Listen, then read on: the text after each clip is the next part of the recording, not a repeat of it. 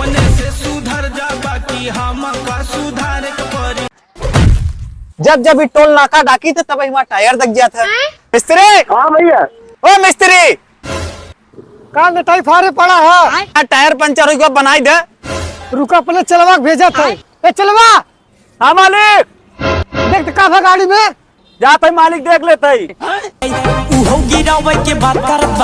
यार एकर इंजन खराब बाटे यार। टायर पंचर बाटे। अच्छा जो बोलो। अच्छा ओकर गोड़ टूटी बा।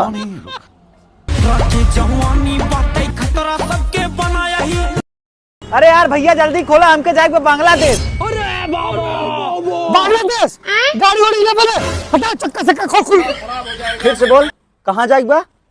बांग्लादेश जाएगा यार। बांग्लादेश के रील देखत देखत हमारा खोपड़ी खराब हो गई बा, तो उन्होंने खन ढूंढता ही रहे। चल तो का बताई सारे भैया जोर दाम के भाई हमारे हिंदुस्तान के समझे का है भाई, हमारे हिंदुस्तान की क्या समझे है बताओ।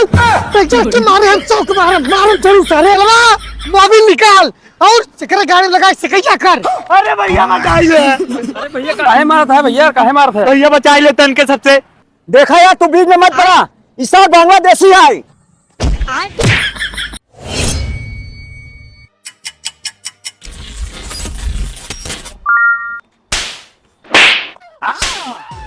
दोबारा हिंदुस्तान के बारे में ऐसे तुमने सोचबे ना। बस हवा निकल गई।